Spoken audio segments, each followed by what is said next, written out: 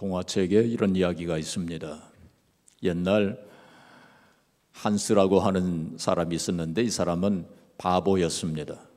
그래서 바보 한스 이야기입니다. 이 한스가 남의 집에 머슴살이를 하였는데 몇 년 후에 주인이 그에게 싹수로 금덩이를 하나 주었어요. 이 한스가 금덩어리를 가지고 가다가 보니까 어떤 사람이 말 한 마리를 가지고 있는 것을 보았습니다. 그래서 그 말을 가지고 싶었어요. 그래서 금덩어리와 말을 바꾸었습니다. 그리고는 말을 몰고 가다가 보니까 어떤 사람이 거위를 한 마리 가지고 있었어요. 그래서 말과 거위를 또 바꾸었습니다. 그리고는 거위를 이제 몰고 데리고 이제 가다가 보니까 어떤 사람이 고양이를 한 마리 가지고 있었어요. 그래서 거위와 고양이를 또 바꾸었습니다. 그리고는 이제 고양이를 가지고 가다가 보니까 어떤 사람이 숫돌을 하나 가지고 있었어요. 숫돌 아시죠? 옛날에 이 낫을 가는 그 돌, 그게 숫돌이라고 그랬습니다. 숫돌을 가지고 있었어요. 그래서 그 고양이와 숫돌을 바꾸었습니다. 숫돌을 가지고 가다가 보니까 이제 개울을 만났어요. 이제 개울을 건너는데 숫돌이 얼마나 무겁습니까? 이 무거운 숫돌을 가지고 가다가 너무 무거워가지고 그것을 개울에 던져버렸어요. 그리고는 혼잣말로 중얼거리기를 나는 괜찮아, 나는 아무것도 잃어버린 것이 없어 하고 그렇게 얘기했다는 것입니다. 이게 바보 한스의 이야기입니다. 그 이야기는 우리에게 무엇을 가르쳐 주고 있습니까? 귀한 것을 하찮은 것으로 바꾸면서 인생을 살아가는 사람들이 많다는 것입니다. 그것은 이 세상의 대부분의 사람들이 그렇게 살고 있다는 거예요. 하나님께서 우리들에게 참으로 귀한 목적을 가지시고 우리를 창조하셨는데 대부분의 사람들이 세상의 하찮은 것으로 그 귀한 목적을 바꾸면서 그렇게 살고 있다는 것입니다. 사랑하는 성도 여러분, 제가 여러 번 말씀을 드렸지만은 우리는 이 세상에 우연히 그냥 던져진 존재가 아닙니다. 하나님께서 우리를 이 세상에 보내실 때에, 우리를 만드실 때에 분명한 목적을 가지시고 우리를 창조하셨다는 사실을 우리가 알아야 돼요. 지난번에도 우리가 한번 보았지만은 에베소서 2장 10절 우리 한번 같이 또 보겠습니다. 에베소 2장 10절 우리 같이 봉독하겠습니다. 우리는 그가 만드신 바라 그리스도 예수 안에서 선한 일을 위하여 지으심을 받은 자니 이 일은 하나님이 전에 예비하사 우리로 그 가운데서 행하게 하려 하심이니라. 우리는 그가 만드신 바라. 하나님께서 우리를 만드셨다는 거예요. 어떻게 하다 보니까 우연하게 이 세상에 태어난 존재가 아니라는 것입니다. 하나님께서 분명히 우리를 창조하셨는데 하나님께서 창조하실 때 그냥 심심하셔서 창조하신 것이 아니라 분명한 목적을 가지시고 선한 일을 하라고 분명한 목적을 가지시고 우리를 창조하셨다는 사실을 우리가 알아야 돼요. 그래서 이번 우리가 사순절 기간 동안에 목적이 이끄는 40일 캠페인을 우리가 하고 있지 않습니까? 이 캠페인의 목적은 바로 하나님께서 우리에게 주신 그 목적을 분명히 깨닫고 그 목적대로 합당하게 살기 위한 것이 이 캠페인의 목적입니다. 어떤 분이 그런 이야기를 하더라고요. 교회에서 캠페인을 한다고 그래서 바쁜데 할 일도 많은데 또 무슨 캠페인인가 그렇게 생각을 했대요. 그런데 이 책을 읽을 때 야 이거 장난이 아니구나 하는 그런 생각을 했다 합니다. 그 책을 읽으면서 책을 읽을 때마다 참 그 마음이 두근거리는 것을 느꼈다는 것입니다. 그렇습니다. 책을 읽어보신 분들은 있겠지만 이게 보통 책이 아니에요. 한 구절 한 구절 읽을 때마다 참 소중한 말씀이라고 하는 것을 깨닫게 되지 않습니까? 그래서 책을 꼭 읽으셔야 돼요. 제가 이 사순절 기간 동안에 7번 이제 목적에 관한 설교를 하게 되는데, 이 설교의 내용은 책에 있는 내용의 극히 일부분에 불과합니다. 그러니까 책을 꼭 읽으셔야 돼요. 한 구절 한 구절 생각하시면서 묵상하시면서 그 책을 읽으셔야 됩니다. 지난주에 제가 첫 번째 목적에 대한 말씀을 드렸죠. 우리는 하나님의 기쁨을 위해 계획되었다. 이게 구체적으로는 뭐라고 그랬습니까? 그것이 예배라고 했습니다. 바로 우리가 예배를 통해서 하나님을 기쁘시게 하는 것이다. 그런 말씀을 드렸죠. 그 예배라고 하는 게 뭐라고 그랬습니까? 예배는 한마디로 말하면 하나님 앞에 드리는 거라고 그랬어요. 하나님 앞에 드리는 거. 근데 하나님 앞에 무엇을 드려야 될까요? 하나님은 이미 모든 것을 다 가지고 계신데 하나님 앞에 무엇을 드려야 되겠습니까? 사랑을 드려야 되는 거예요. 그렇죠? 하나님 앞에 사랑을 드리는 것이 예배입니다. 그런데 우리가 하나님을 사랑하는지 사랑하지 않는지 두 가지로 우리가 점검해 볼 수 있다고 그랬어요. 우리의 마음과 생각이 어디에 있는지. 우리가 하나님을 사랑하면 늘 하나님을 생각하게 돼 있어요. 세상에 어떤 것을 사랑하면 늘 그걸 생각하지 않습니까? 하나님을 사랑하는 사람은 하나님을 늘 생각하게 돼 있어요. 그리고 두 번째는 헌신하게 되어 있다. 그런 말씀을 드렸죠. 그래서 하나님 앞에 무엇을 드린다, 모든 것을 다 드려도 아깝지 않은 마음이 든다. 그런 말씀을 드렸죠. 그런데 우리가 하나님을 사랑할 수 있는 마음이, 힘이 우리에게 없다고 그랬어요. 원래부터가 하나님을 사랑할 수 있는 힘이 우리에게 없어요. 그러면 우리가 어떻게 하나님을 사랑할 수 있겠습니까? 그것은 하나님의 먼저 사랑을 깨달을 때, 하나님의 먼저 사랑을 깨달을 때 우리가 하나님을 사랑할 수 있게 된다. 그런 말씀을 드렸죠. 그래서 하나님께서 우리에게 생각을 집중하셨다고 그랬어요. 우리가 이 세상에 태어나기 전부터 하나님께서 우리에게 생각을 집중하시고 우리에게 모든 것을 주셨다고 그랬어요. 아들을 아끼지 아니하시고 내어주신 이가 그 아들과 함께 그 모든 것을 우리에게 주시지 아니하시겠느냐. 그런 말씀이 있었죠. 그래서 하나님께서 우리에게 모든 것을 주셨어요. 그 하나님께서 우리에게 그렇게 먼저 사랑하셨는데 그 하나님의 먼저 사랑을 깨닫는 만큼 우리가 그 사랑 가지고 하나님을 사랑하게 된다. 그런 말씀을 드렸죠. 자, 그리고 우리가 하나님을 사랑하는 마음으로, 하나님을 위한 마음으로 살아갈 때 우리가 하는 모든 일이 하나님 앞에 드리는 예배가 된다고 그랬어요. 이게 주일날 이렇게 교회당에 예배당에 나와서 예배드리는 것만 예배가 아니라 우리의 삶 전체가 예배가 되어져야 된다. 그런 마음으로 우리가 살아갈 때 하나님을 기쁘시게 하는 예배가 되어지고 또 하나님 앞에 또 합당한 목적의 삶을 살게 된다. 그런 말씀을 드렸죠. 자, 오늘은 이제 두 번째 목적입니다. 두 번째 목적, 우리는 하나님의 가족으로 태어났다. 하나님의 가족으로 태어났다. 구체적으로는 뭘까요? 하나님의 가족으로 살아가는 건데 구체적으로는 그것을 가리켜서 교제라고 그렇게 부르는 것입니다. 하나님께서는 하나님의 자녀를 원하셨어요. 하나님의 자녀를 원하셨습니다. 그래서 어떤 사람은 그렇게 말합니다. 하나님께서 이 광활한 우주를 만드시지 않으셨습니까? 하나님께서 이 광활한 우주를 만드신 목적이 하나님의 자녀를 얻으시기 위해서, 하나님의 자녀를 얻으시기 위해서 이 광활한 우주를 만드셨다.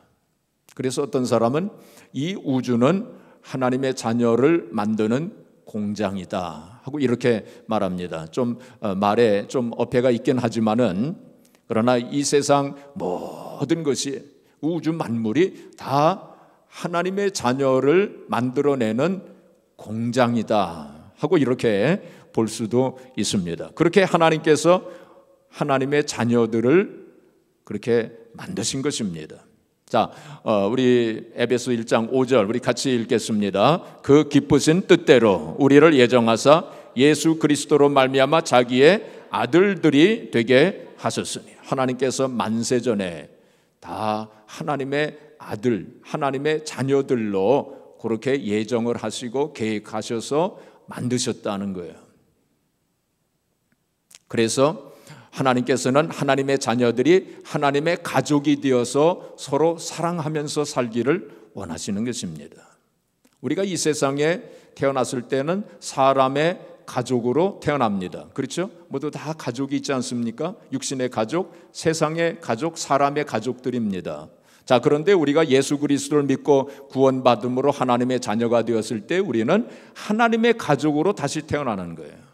그래서 이제는 사람의 가족으로부터 하나님의 가족이 되는 것입니다. 사람의 가족은 이 세상에 육신을 가지고 있을 때의 가족입니다. 그런데 하나님의 가족은 우리가 하늘나라에 올라가서도 영원히 가족으로 살게 될 것입니다. 어떤 면에서는 사람의 가족, 육신의 가족보다 더 소중한 것이 영적인 가족, 하나님의 가족입니다. 그래서 하나님의 가족들이 서로 사랑하면서 살기를 원하시는 것이 하나님의 뜻입니다. 그래서 하나님 사랑하는 것이 바로 예배라고 그랬어요. 그렇죠? 하나님 사랑하는 것이 예배.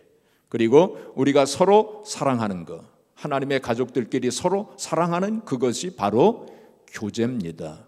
교제. 교제라고 하면은 혹은 친교라고 하면은 우리가 생각나는 것이 커피를 먹으면서 도나스도 먹고 서로 함께 이야기하고 그것을 교제, 친교라고 우리가 생각하기 쉽습니다. 그런데 여기서 말씀하고 있는 교제는 그 이상의 것입니다. 헬라 말로는 교제 혹은 친교를 코이노니아라고 말합니다. 한번 따라서 해보세요. 코이노니아라고 하는 말이 성경에 많이 나옵니다. 이 코이노니아의 원래 의미는 뭐냐면 나누는 것을 말합니다. 무슨 의미예요? 나누는 것입니다. 코이노니아, 성경에서 말씀하고 있는 교제는 나누는 것을 말씀하고 있어요. 서로 나누는 것입니다. 나누는 것. 그것을 바로 교제라고 말합니다. 자, 그러면 우리가 하나님의 가족으로서 교회에서 무엇을 나눠야 할까요? 첫째는 뭘 나눠야 되냐면 은혜를 나누는 것입니다. 은혜를 나눠야 돼요. 하나님께서 우리에게 은혜를 주셨는데 그것을 서로 나누는 것입니다. 우리는 그것을 간증이라고 말합니다. 서로 하나님께서 우리에게 주신 은혜를 서로 나누어야 돼요. 자, 그 다음에 두 번째 우리가 나누는 것은 삶을 나누는 것입니다. 뭘 나눠요? 삶을 나누는 거예요. 삶을 나눈다고 하는 것은 뭐냐면은 우리의 기쁨과 슬픔과 고통과 괴로움과 눈물과 우리의 문제, 우리의 기도 제목을 서로 나누는 거예요. 우리가 살다 보면 참 기쁠 때도 있고 슬플 때도 있고 또 우리의 마음의 상처도 있고 또 여러 가지 문제와 기도의 제목들이 있지 않습니까? 근데 그러한 것들을 우리가 서로 나누는 거예요. 마음을 터놓고 서로 나누는 것. 이것을 삶을 나누는 것이다. 이제 그렇게 말합니다. 자, 그 다음에 또 물질도 함께 나눠야 돼요. 유무상통하고 서로 물질도 나누고 또 더 나아가서는 음식도 나누고 우리가 서로 그렇게 나누는 것. 이 모든 것을 나누는 것을 우리가 헬라 말로 뭐라고요? 코이노니아라고 말하는 것입니다. 자, 그렇다면 우리가 교회 안에서 이러한 코이노니아, 교제가 이루어져야 되는데 이 교회 안에서 정말 이렇게 진정한 교제가 이루어질 수 있을까요? 이루어질 수 있어요. 우리가 서로 다 다르지만은 그렇죠? 성격도 다르고 배경도 다르고 또 여러 가지 또 그 배운 것도 다르고 또 가진 것도 다르고 우리가 서로 다 다르지만은 그러나 우리가 함께 나눌 수 있습니다.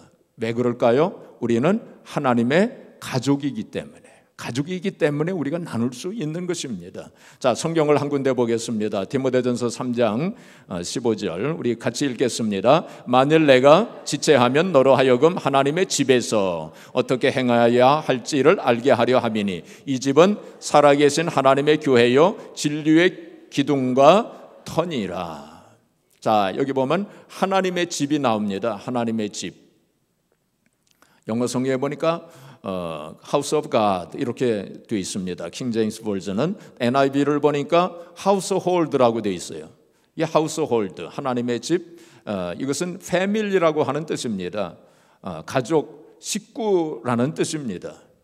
그러니까 우리 교회가 뭐냐? 바로 가족 혹은 식구라는 뜻입니다. 그러니까 교회라고 하면 우리가 그냥 건물을 생각하기 쉽지만은 혹은 어떤 사람 어떤 단체나 조직 이것을 생각하기 쉽지만은 그거를 뛰어넘는 것입니다. 교회라고 하는 것은 바로 하나님의 가족들이 모인 곳입니다. 그러니까 교회 간다 그러면은 건물을 생각하지 마시고 가족에게로 간다. 그렇게 생각하시면 돼요. 그래서 오늘도 가족에게로 오신 것입니다. 그 가족도 그냥 가족이 아니고 하나님의 가족인데 좀 쉽게 말하면 친정 가족입니다. 전 그렇게 생각을 해요. 시댁 가족이 아닙니다. 친정 가족들이에요. 친정 가족들은 좀 흉어물이 없지 않습니까? 마음을 터놓고 좀 이야기할 수 있지 않습니까? 좀 실수를 해도 괜찮아요. 그렇죠? 덮어주면서 사는 것이 바로 친정 가족들입니다. 바로 교회는 친정 가족들이에요. 우리 교회는 아스토리 한인교회는 친정 가족들이 모인 곳이 되어지기를 바랍니다. 그래서 좀 마음이 편안해져야 돼요. 좀 시댁 가족들은 조금 조심스럽지 않습니까? 친정 가족들 만나면 마음이 편안해지고 뭐든지 다 얘기할 수 있고 그렇지 않습니까? 바로 교회 식구들은 그런 친정 가족과 같은 그러한 코이노니아가 진정한 교제가 이루어져야 돼요. 자, 구체적으로는 진정한 교제가 이루어지기 위해서는 어떻게 해야 되느냐? 세 가지를 말씀을 드리겠습니다. 첫째는 소속이 있어야 돼요. 첫째는 소속이 되어야 합니다. 자, 오늘 본문 말씀 5절 말씀 같이 읽겠습니다. 이와 같이 우리 많은 사람이 그리스도 안에서 한 몸이 되어 서로 지체가 되었느니라. 우리 많은 사람이 모였지만은 그리스도의 그 몸 안에 다 서로 소속이 됐다는 거예요. 그래서 서로 지체가 되었다. 그렇게 말씀하고 있는 것입니다. 우리 몸을 보게 되면 손과 발이 있지 않습니까? 손과 발이 이 몸에 다 붙어 있지 않아요. 소속이 되어져 있는 것 아닙니까? 마찬가지로 우리가 다 서로 다르지만은 그러나 그리스도의 몸에 그 교회에 다 붙어 있다는 거예요. 소속이 되어져 있다 하는 것입니다. 우리가 흔히 멤버십이라고 하는 말을 많이 쓰지 않습니까? 요즘에 멤버십 많이 얘기하지 않습니까? 이 멤버십이 바로 이 오늘 5절 말씀, 이 본문 말씀에서 나왔다고 합니다. 그래서 손과 발, 거기서 멤버가 나왔다고 그래요. 멤버, 헬라 말에서 멤버가 거기서 나왔답니다. 그래서 손과 발이 한 몸에 다 소속이 되어 있는 것처럼 그래서 멤버십 이라는 말이 거기서 나왔어요. 교회에서 멤버십이라는 말을 처음 사용을 한 것인데 이것이 이제 사회적으로 이제 많이 통용되게 된 것을 알 수가 있습니다. 어떤 사람은 그렇게 얘기합니다. 저는 크리스찬이지만 교회에 나가지 않습니다. 어떤 사람은 무교주의자인 것을 은근히 자랑하는 사람도 있어요. 그런데 그것은 성경적이 아닙니다. 크리스찬인데 교회에 나가지 않는다면, 교회에 소속되어져 있지 않다면 그건 참 크리스찬이라고 말할 수 없어요. 성경에 그런 말씀이 없습니다. 반드시 어떤 교회에 소속이 되어져야만 하는 것입니다. 어떤 사람은 또 그렇게 이야기합니다. 나는 크리스찬이지만은 어느 한 교회를 정하지 않았습니다. 그래서 여기저기 왔다 갔다 합니다. 그렇게 이야기합니다. 그것도 올바른 신앙의 자세는 아닙니다. 그 성경적이 아닙니다. 그것은 마치 꿀벌이, 나는 꿀벌입니다. 그런데 정해진 꿀벌집이 없습니다. 그러니까 꿀벌이 그냥 이리 왔다 저리 왔다 한다면, 정해진 꿀벌집이 없이 돌아다닌다면 그 올바른 꿀벌이라고 말할 수 없어요. 그래서 크리스찬이라면 반드시 정해진 교회가 있어야 되고 소속된 교회가 있어야만 합니다. 생각해보면 그냥 손과 발이 혼자서 돌아다닌다면 그거 어떻겠습니까? 그건 있을 수가 없어요. 손과 발이 어느 한 몸에 소속이 되어져 있어야 하는 것처럼 크리스찬이라면 반드시 한 교회에 소속이 되어져 있어야 합니다. 어떤 사람은 나는 교회에 실망했습니다. 그래서 완전한 교회를 찾습니다.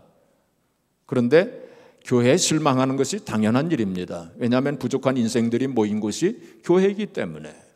그리고 이 세상에서는 완전한 교회란 없습니다. 완전한 교회를 찾았다 할지라도 그 사람이 그 교회에 들어가는 그 즉시로 그 교회는 불완전한 교회가 되고 말 것입니다. 그래서 이 세상에 완전한 교회란 없어요.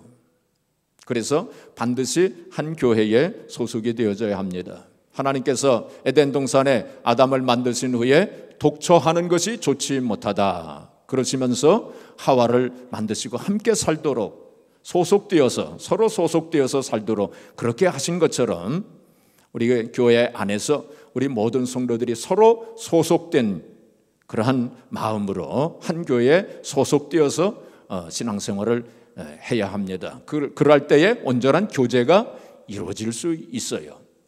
그리고 될 수 있는 대로 소그룹에 소속이 되어져 있어야 돼요. 소그룹. 우리 교회에서는 그것을 목장이라고 부르지 않습니까? 목장에 소속이 되어져 있어야 돼요. 그래야 온전한 교제가 이루어질 수 있습니다. 왜냐하면 숫자가 많게 되면은 온전한 교제가 이루어지지 않아요. 그래서 예수님께서도 12제자를 택하신 거예요. 12명이 넘게 되면 온전한 교제가 이루어지지 않습니다. 그래서 12명이 넘으면 나눠야 돼요. 다시 소그룹을 나눠야 돼요. 그래야 온전한 교제가 이루어지기 때문에 온전한 나눔이 이루어지기 위해서는 12명 이하가 되어져야 됩니다. 그래서 우리는 모두 다 소그룹에 소속이 되어져 있어야 돼요. 두 번째로 온전한 교제가 이루어지기 위해서는 나눔입니다. 나눔이 있어야 돼요. 나눔. 자, 성경을 한 군데 보겠습니다. 사도행전 2장 44절 같이 읽겠습니다. 믿는 사람이 다 함께 있어 모든 물건을 서로 통용하고. 여기 보면 초대교회 성도들이 믿는 사람들이 다 함께 있었다 그랬어요. 다 함께 있었다. 함께 있는 시간이 필요합니다. 함께 있는 시간, 함께 모이는 시간이 필요합니다. 가능하면 자주 만나야 돼요. 자주 만날 때 나눔이 있게 됩니다. 가족들도 말이죠. 오래간만에 만나면 서먹서먹하게 되는 것입니다. 자주 만나야 대화도 되고 또 속마음도 털어놓게 되어져 있어요. 그래서 우리가 목장으로 모일 때도 될 수 있는 대로 자주 만나야 됩니다. 될 수 있으면 일주일에 한 번 만나야 돼요. 또 될 수 있는 대로 일주일에 한 번 만나기 힘들면 2주일에 한 번이라도 만나야 돼요. 2주일에 한 번이라도 만나기 힘들면 한 달에 한 번이라도 꼭 만나시기를 바랍니다. 그래야 나눔이 있어요. 나눔이 필요합니다. 히브리서 10장 25절에 보시면 모이기를 패하는 어떤 자들의 습관과 같이 하지 말고 그날이 가까움을 볼수록 서로 권하여 더욱 그리할지니라 이렇게 말씀했어요. 그날이 가까움을 볼수록 바로 예수님 재림 이제 마지막 때가 가까울수록 더욱 모이기를 힘쓰라 그랬어요. 왜냐하면 이 마지막에 가까울수록 사람들이 잘 모이지를 않아요. 그래서 가까움을 볼수록 그날이 가까움을 볼수록 더욱 모이기를 힘쓰자 그랬어요. 그래서 자주 만나야 돼. 될 수 있는 대로 우리 목장 식구들하고 자주 만나야 하십니다. 우리는 목장에서 서로 나눔을 통해서 서로 많이 배우게 되는 것입니다. 우리는 서로 배우게 되어 있어요. 우리가 다른 사람의 경험을 통해서 많이 배우지 않습니까? 우리가 모든 것을 다 경험할 수 없어요. 그래서 다른 사람의 경험을 통해서 우리가 배우게 되는 것입니다. 문제를 나눕니다. 슬픔과 아픔을 함께 우리가 나누는 것입니다. 애통하는 자들과 함께 울고 기뻐하는 자들과 함께 기뻐하라. 동고동락하라고 그래 말씀했습니다. 문제 해결을 못 해줘도 괜찮습니다. 그냥 들어주기만 해도 돼요. 다른 사람이 얘기할 때 목장에서 얘기할 때 그냥 고개만 끄덕거리면서 나도 이해가 됩니다. 나도 그럴 때가 있었습니다. 이게 얼마나 참 힘드십니까 하면서 그냥 들어주기만 해도 되는 거예요. 그것이 나눔입니다. 해결책을 제시해 주지 않아도 괜찮아요. 그냥 들어주기만 해도 되는 거예요. 그게 바로 삶을 나누는 것입니다. 그래서 소그룹에서 서로 격려해주고 용기를 주어야 됩니다. 이 시대는 끌어내리는 시대입니다. 깎아내리는 시대예요. 목장에서는 끌어올려줘야 됩니다. 칭찬과 격려를 해줘야 됩니다. 그래서 우리가 서로 치어리더 치어리더 있지 않습니까? 운동할 때에 응원해주는 그 치어리더가 서로 되어줘야 돼요. 서로 격려해주고 서로 칭찬해주고 섬겨주고 이제 그렇게 해야 됩니다. 그래서 이 나눔을 통해서, 진정한 교제를 통해서 하나님께서 많은 은혜를 베푸셔요. 우리의 마음을 치유해 주십니다. 회복시켜 주십니다. 또 많은 은혜와 축복을 주시는 것입니다. 미국 보건부에서 나온 조사 통계에 의하면 친구가 없는 사람은 친구가 있는 사람에 비해 일찍 죽을 확률이 3배나 높다고 했습니다. 그리고 감정적으로 지쳐서 스트레스에 쌓이는 확률이 4배나 높고, 우울증에 걸릴 확률이 5배가 높고, 정신분열증으로 병원에 입원할 확률이 10배가 높다고 했습니다. 세상 친구들도 그러한데 하물며 우리가 하나님 안에서, 하나님의 가족으로서 우리가 진정한 친구가 되어지고 진정한 교제가 되어질 때 얼마나 큰 은혜를 받고 얼마나 큰 축복을 하나님께서 그걸 통해서 허락해 주시겠습니까? 자, 그런데 물론 우리가 서로 모이다 보면 목장 안에서도 서로 부딪힐 때가 있어요. 그렇죠? 그래서 속상할 때가 있습니다. 서로 또 상처를 주고받을 때도 있습니다. 그런데 말이죠, 우리가 그러한 걸 통해서 우리가 배우게 돼요. 또 그러한 걸 통해서 우리가 성숙하게 되어지는 것입니다. 그냥 혼자 있을 때는 말이죠, 그 사람이 성숙한 사람인지 성숙하지 않은 사람인지 몰라요.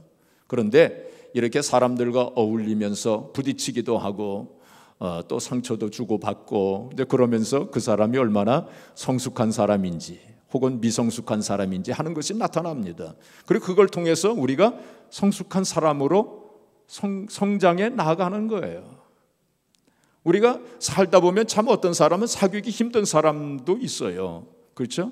또 어떤 사람은 참 자꾸 남을 깎아내리는 사람들도 있고, 어떤 사람은 꼭 남을 속상하게 하는 말을 골라서 하는 사람들도 있어요. 그런 사람들이 있습니다.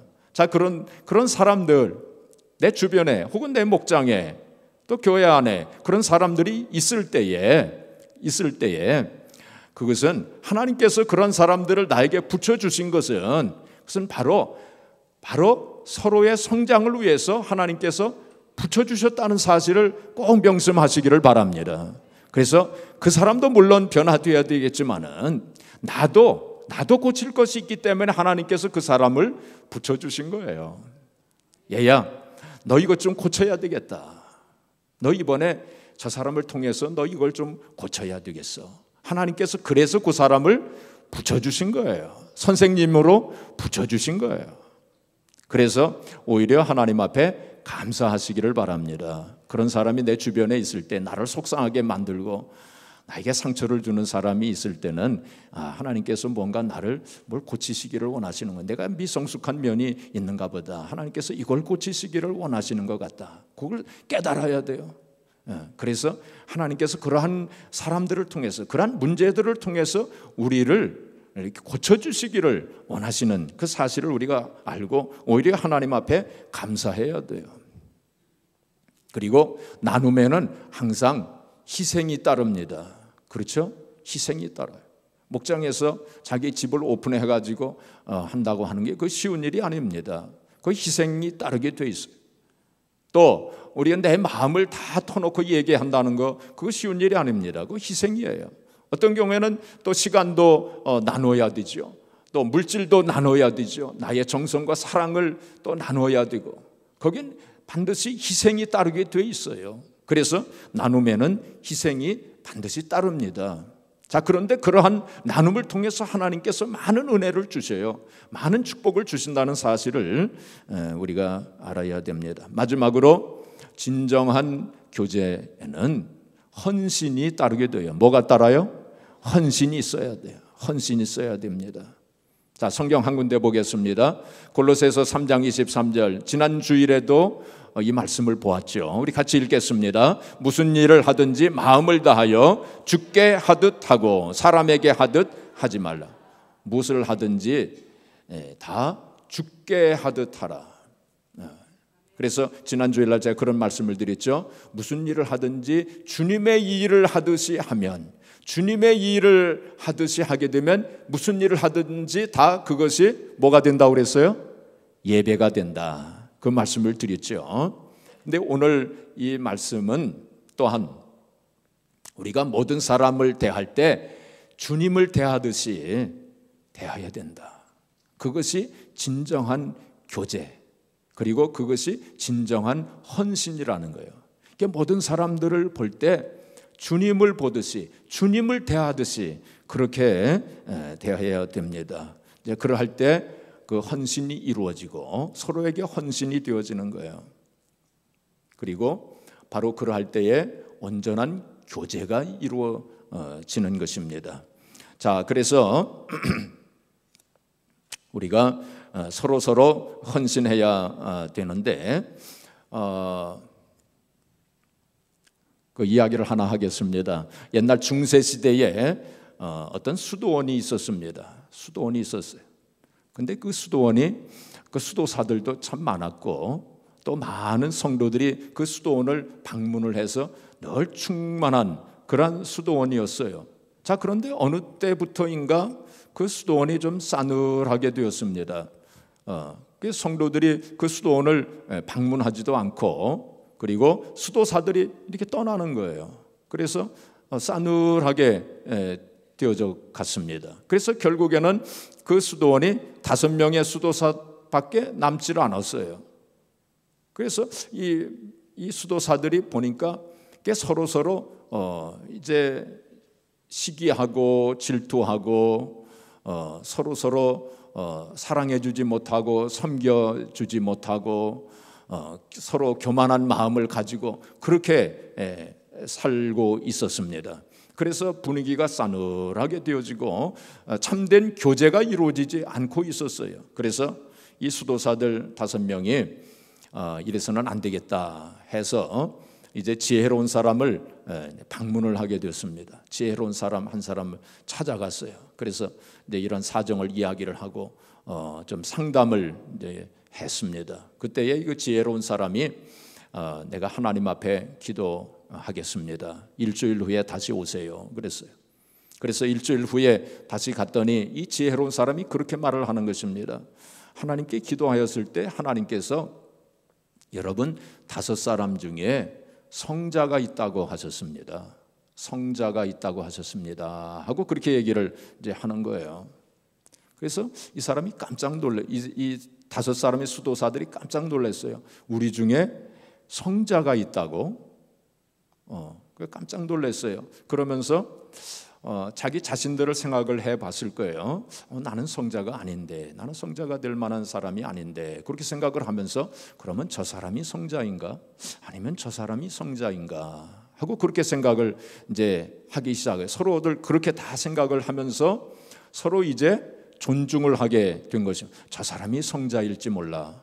내가 그동안 참 저 사람 박대하기도 하고 참 우습게 생각하기도 하고 그랬는데 저 사람이 성자일지 몰라 하고 이런 생각을 서로 하게 된 거예요. 그러니까 서로 존중해 주면서 서로 섬겨 주면서 또 이렇게 서로 사랑해 주고 그러면서 분위기가 이제 좋은 분위기로 이렇게 바꾸어지게 됐다는 것입니다. 그래서 결국에는 이제 그 수도원의 분위기가 바뀌어지고 또 많은 성도들이 그래서 또 많이 방문하게 되고 옛날처럼 그렇게 충만한 은혜가 충만한 그러한 수도원이 되었다는 것입니다.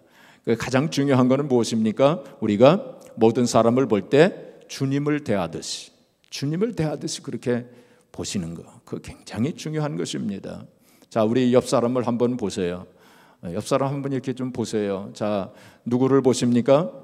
주님을 보시는 거예요. 오른쪽만 보시지 마시고 왼쪽도 좀 보시고 서로 보시면서 바로 주님을 대하듯이 우리가 그렇게 해야 됩니다. 이게 성경에 있는 말씀이에요. 그렇죠? 우리가 주님을 대하듯이 그렇게 대하여 서로 그렇게 대해야 돼요. 테레사 수녀가 평생을 인도 캘커타에서 참 가난한 사람, 불쌍한 사람들, 참 헐벗고 굶주린 사람들, 고아 과부들 그렇게 돌보면서 살지 않았습니까?